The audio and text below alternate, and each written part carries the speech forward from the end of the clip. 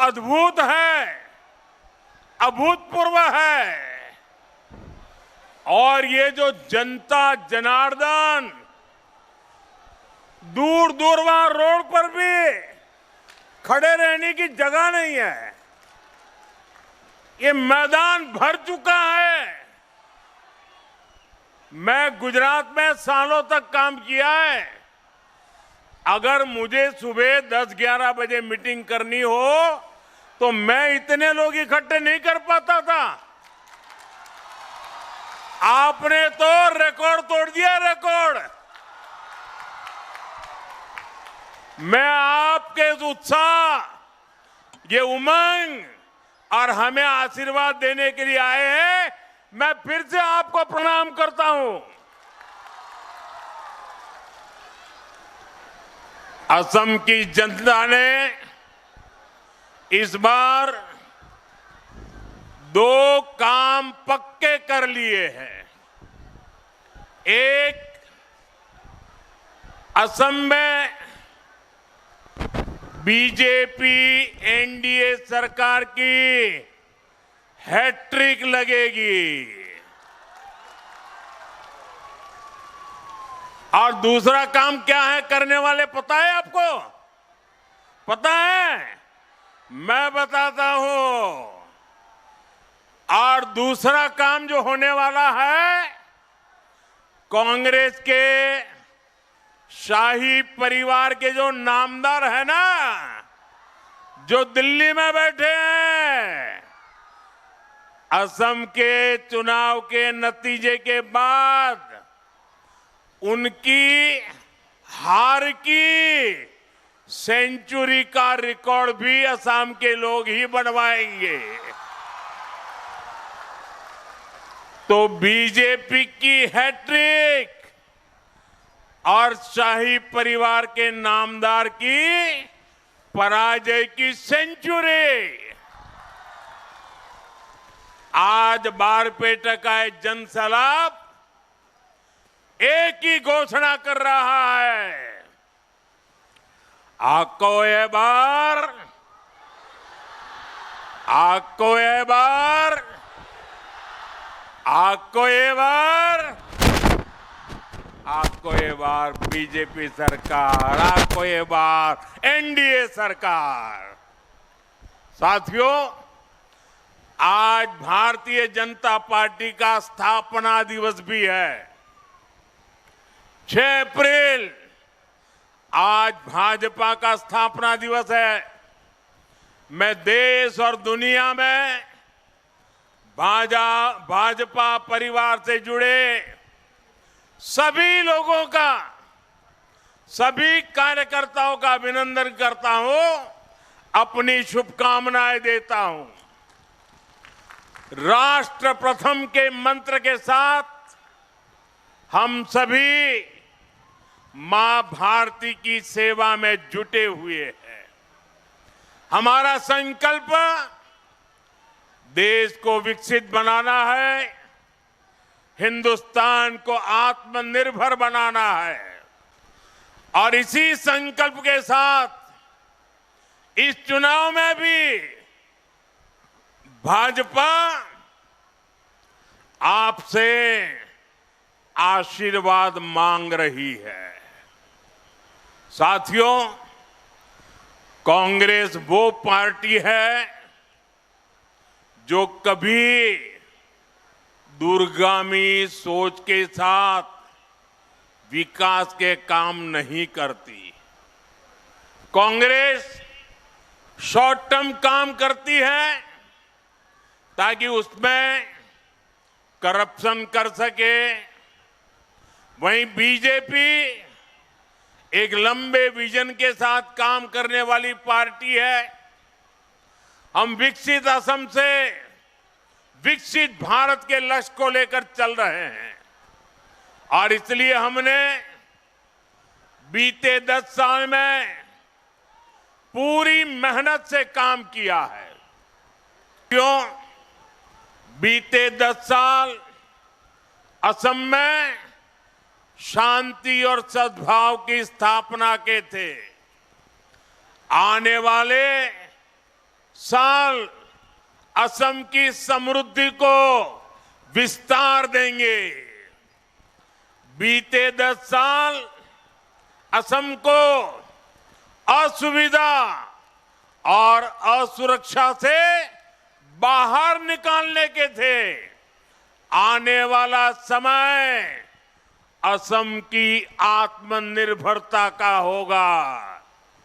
बीते 10 साल असम की पहचान को बचाने के थे। अब हमें असम की पहचान को दुनिया में बुलंद करना है। करना है कि नहीं करना है? बुलंद करना है कि नहीं करना है? दुनिया भर में आसाम की पहचान बनानी है कि नहीं बनानी है? आपका वोट इस बार विकसित असम के निर्माण की नींव को मजबूत करने वाला है। और साथियों, आप सब जानते हैं, भाजपा जो कहती है वो करके दिखाती है। हम असम को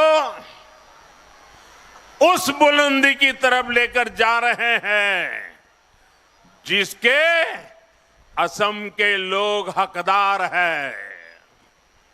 साथियों, यहां से मानस नेशनल पार्क ज्यादा दूर नहीं है। मां कामाख्या का आशीर्वाद इस पूरे क्षेत्र पर है। यहां आस्था और अध्यात्म से जुड़े बड़े स्थान है। असम में जैसे जैसे कनेक्टिविटी सशक्त हो रही है, यहां टूरिज्म का भी विस्तार होता जा रहा है और इसका फायदा पूरे असम को होगा। साथियों, असम का हमारा एक क्षेत्र खार भात के लिए जाना जाता है और मैं सभी धान किसानों को एक खुशखबरी देना चाहता हूं। अब यहां से जोहा राइस, जरा मेरे किसान भाई बहन, ये आपके लिए बता रहा हूं। हमारे इस क्षेत्र के किसान जो जोहा राइस पैदा करते हैं ना, वो जोहा राइस की खुशबू अब यूरोप में भी फैलेगी।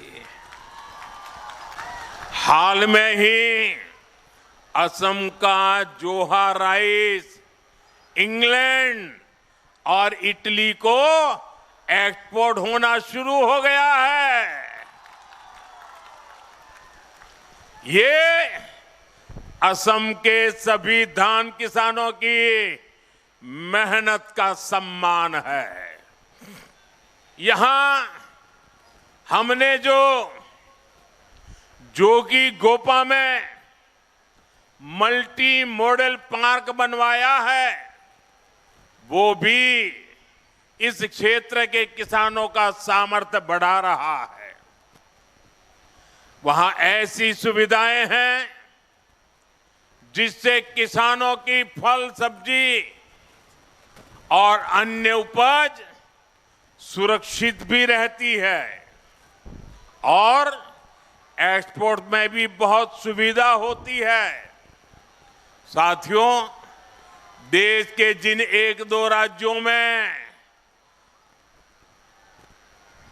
उंगली पर गिन लो इतने से ही कम, सिर्फ 1-2 राज्यों में ये कांग्रेस की सरकारें बची हैं, वहां कांग्रेस कभी जनता के बीच अपना रिपोर्ट कार्ड लेकर नहीं जाती, जबकि बीजेपी सरकार साफ नियत से जनता को बताती है कि हमने जनता की सेवा के लिए क्या किया। हमारी बीजेपी एनडीए सरकार किसानों की समृद्धि के लिए क्या कर रही है। मैं आपको इससे जुड़े कुछ आंकड़े बताना चाहता हूं। ये आंकड़े आप याद रखोगे। भाई ये बच्चा कब से खड़ा है, ये चित्र भी जरा ले लीजिए, इसके हाथ डूब जाएंगे। जरा एसपीजी के जो लोग लेकर के ले लीजिए। बेटा ले लेता है, हाथ नीचे रखो, थक जाओगे बेटा। बहुत बहुत धन्यवाद बेटा, इतना बढ़िया चित्र बना के लेके आए हो। आप नीचे हाथ रखो, ये एसपीजी के लोग आकर के ले लेंगे बेटा। ये छोटे छोटे बच्चे, मुझे कभी ऐसा लगता है उनके हाथ थक जाएंगे। जरा एसपीजी के लोग ये ले लीजिए जल्दी। साथियों, साल 2013 में जब केंद्र में कांग्रेस सरकार थी, तब धान का एमएसपी मात्र 1300 रुपये प्रति क्विंटल था। यह आंकड़ा आपको याद रहेगा। हमारी बीजेपी की सरकार बनने से पहले जब कांग्रेस की सरकार थी, तब यहां धान के किसानों को एमएसपी कितना मिलता था, याद रहा आंकड़ा? प्रति क्विंटल 1300 रुपया। कितना? जरा बोलिए सब लोग, प्रति क्विंटल कितना? प्रति क्विंटल कितना? और आज कितना मिलता है पता है? आज धान का एमएसपी करीब 2370 रुपये। बीजेपी एनडीए सरकार अपनी तरफ से भी इसमें वृद्धि करती है, यानी धान किसानों की कमाई कहीं अधिक बढ़ रही है। 2014 से पहले के 10 वर्षों में जब कांग्रेस सत्ता में थी, तब देश के धान किसानों को एमएसपी के सिर्फ 4 लाख करोड़ रुपया मिले थे। कितने? 4 लाख करोड़। कितने? अरे जोर से बोलिए ना, कितने मिले थे? ये कांग्रेस के पापों की बात करनी है। कितने मिले थे? लेकिन 2014 के बाद 10 वर्षों में हमारी सरकार ने धान किसानों को 4 गुना अधिक 16 लाख करोड़ रुपए एमएसपी के रूप में दिए हैं। उनके 4 लाख करोड़ और हमारे साफ है कि कांग्रेस कभी धान किसानों का भला नहीं कर सकती। साथियों, कांग्रेस की सरकार तो किसान के हक का पैसा भी बिचौलियों को लूटा देती थी। हमारी सरकार सीधे किसान के बैंक खाते में पैसा जमा करती है। पीएम किसान सम्मान निधि से असम के किसानों को अब तक 7,500 करोड़ रुपये, उससे भी ज्यादा मिल चुके हैं। बीते सालों में इतने बड़े वैश्विक संकट आए, लेकिन हमने खाद की बढ़ी की कई हुई कीमतों का, जो फर्टिलाइजर का दुनिया भर में दाम बढ़ गया, लेकिन हमने भारत के किसानों को वो बोझ नहीं पड़ने दिया। दुनिया में यूरिया की जो बोरी 3,000 रुपये पहुंच गई, 3,000 रुपये एक बोरी का, लेकिन बीजेपी एनडीए सरकार ने उसे सिर्फ 300 रुपये में किसानों को दे दिया।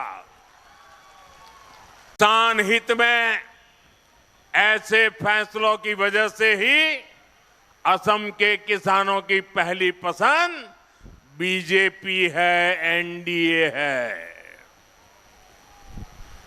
अहोमोर कृषक सकलर प्रथम पोषण बीजेपी एनडीए।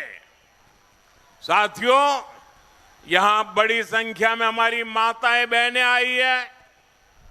मेरा सौभाग्य है कि मुझे देश की मातृशक्ति की सेवा का इतना अवसर देश ने दिया। बीजेपी एनडीए की डबल इंजन सरकार जहां भी है, वहां बहनों बेटियों का भरपूर आशीर्वाद हमें मिल रहा है। साथियों, पक्का घर हो, शौचालय हो, नल से जल हो, मुफ्त गैस कनेक्शन हो, ऐसी अनेक योजनाओं का सबसे अधिक लाभ मेरी माताओं बहनों को हुआ है। आज केंद्र सरकार की योजनाओं ने हमारी बहनों को कमाई के नए अवसर भी दिए हैं। लखपति दीदी अभियान से अभी तक 3 करोड़ बहनें लखपति दीदी बन चुकी है। 3 करोड़ बहनें लखपति दीदी। इनमें लाखों बहनें मेरे असम की भी है। यहां असम में अरुणोदय योजना से भी हर परिवार की बहनों को मदद मिल रही है। नारी शक्ति को लगातार सशक्त करना बीजेपी की बहुत बड़ी प्राथमिकता है। नारी हकते हबल करा तो बीजेपी एक दांगोर प्राथमिकता। साथियों, विकसित भारत बनाने के लिए विधानसभा में, संसद में महिलाओं की और बड़ी भूमिका हो, ये बहुत जरूरी है। इसलिए हमारी सरकार ने नारी शक्ति वंदन अधिनियम पारित किया था। इससे महिलाओं के लिए 33% आरक्षण तय हुआ है। देश की बहनों बेटियों ने पहले ही 40 साल से इसका इंतजार किया है।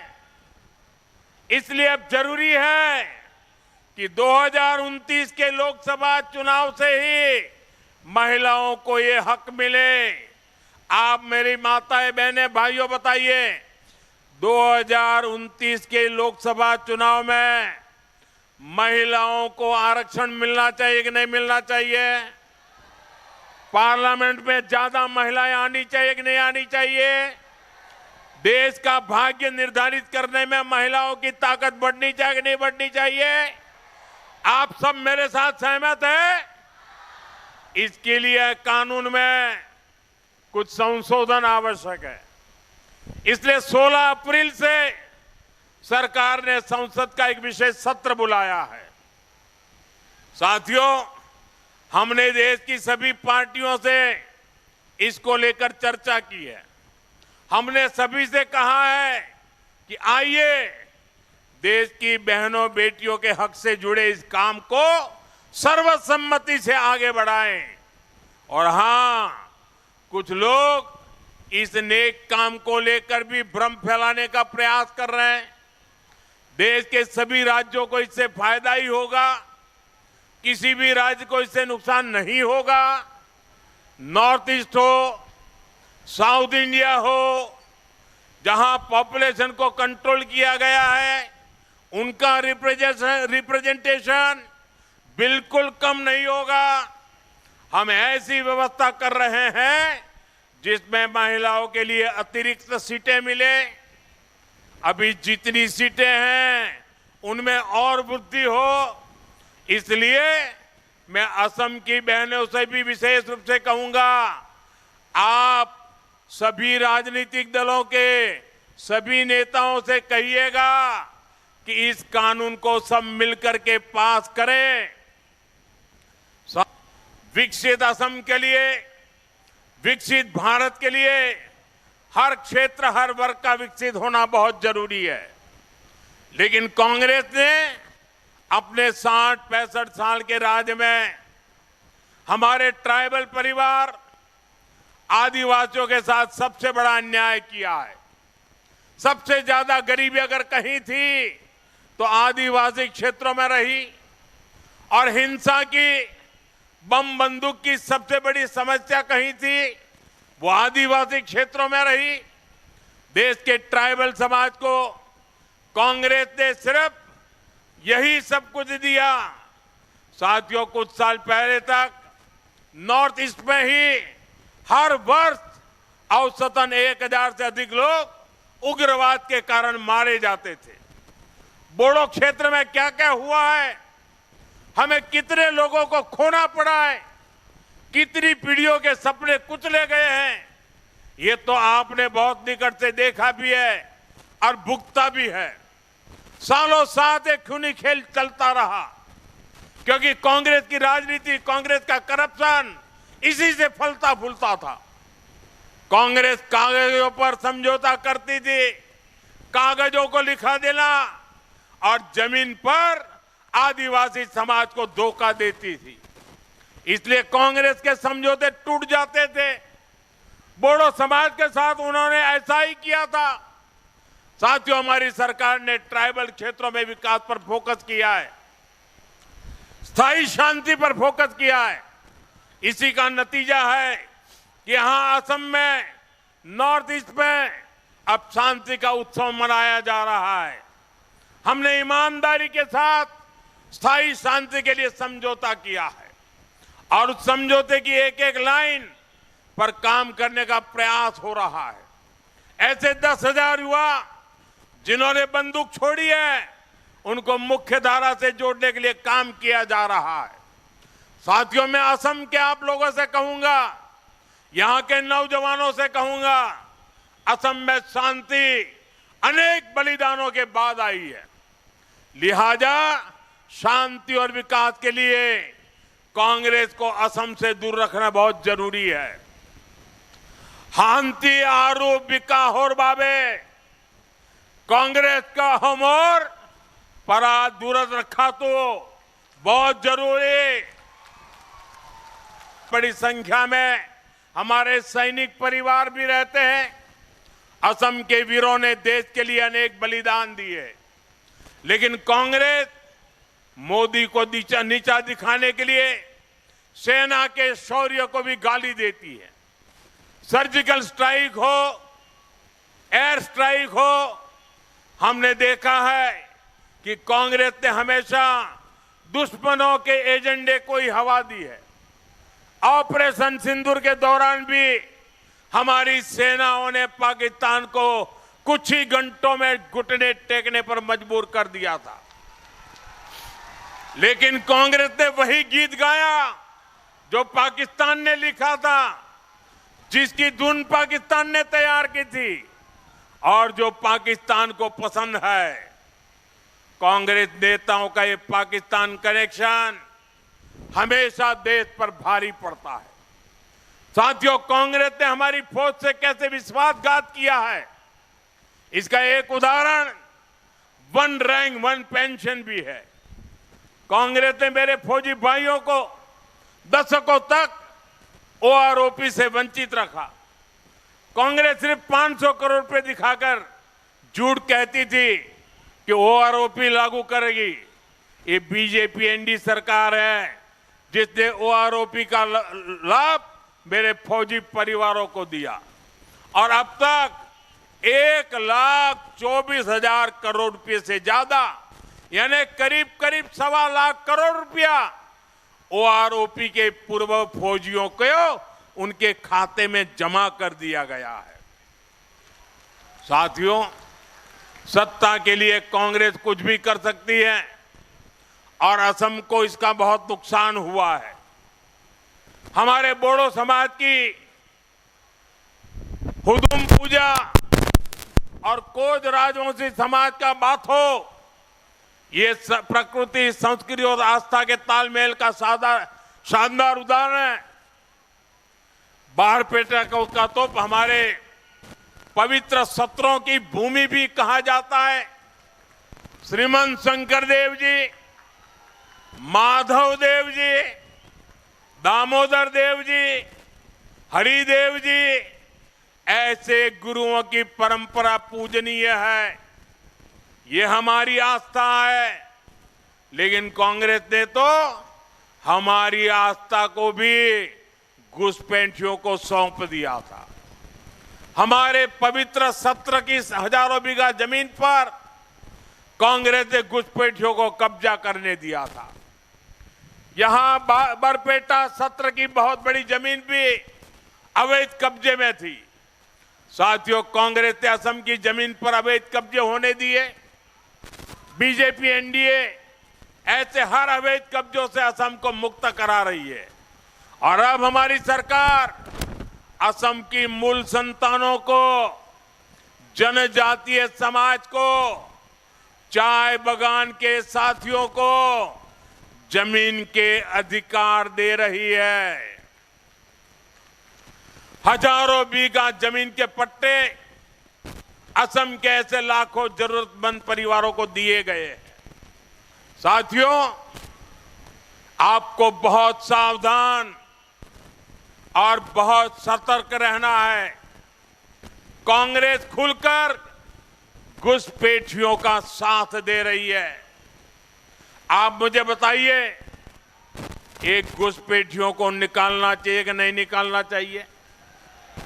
पूरी ताकत से बोलाइए, घुसपैठियों को निकालना चाहिए कि नहीं निकालना चाहिए? घुसपैठिए जाने चाहिए कि नहीं जाने चाहिए? कांग्रेस अवैध कब्जे के खिलाफ कार्रवाई का विरोध कर रही है। कांग्रेस असम में ऐसा कानून बनाने की बात कर रही है जिसके बाद घुसपैठिया शब्द बोलने वालों को भी जेल हो जाएगी। बताइए, ऐसा कानून मंजूर है क्या आपको? कांग्रेस कानून में ही घुसपैठियों को पीड़ित घोषित कर देगी। और यहां की जो बहुसंख्यक मूल संतानें हैं, जनजातियां हैं, उन पर हमेशा जेल का खतरा मंडराता होगा। अपने हर इंटरव्यू में, भाषण में ये कांग्रेस के बड़े बड़े नेता ऐसे असम विरोधी कानून की चर्चा कर रहे हैं। इसलिए साथियों, बीजेपी को दिया आपका वोट असम को सुरक्षा देगा, असम की पहचान बचाएगा। आपना लोके बीजेपी का दिया वोटे अहोमोक पुरखा दिबो, अहोमोर पोरिचोय बचावो। साथियों, अब मतदान की घड़ी आ गई है। आने वाले 3 दिन आप सबको बहुत मेहनत करनी है। हर बूथ पर बीजेपी के, एनडीए के ये सभी उम्मीदवार विजयी हो। हर बूथ में जीतना है। जीतेंगे, एक एक बूथ जीतेंगे, सभी बूथ पक्का जीतेंगे। बूथ में मतदान बढ़ाएंगे, ज्यादा से ज्यादा लोग मतदान करें, ये सुनिश्चित करना है। अच्छा, मेरा एक काम करेंगे, ऐसे नहीं, जोर से बताओ तो बोलूं। मेरा एक काम करेंगे, देखिए 3 दिन बचे हैं, घर घर जाके करेंगे, हर किसी को मिल करके करेंगे। मैं आप पर भरोसा करूं, ये मोदी जी का पर्सनल काम है, करोगे?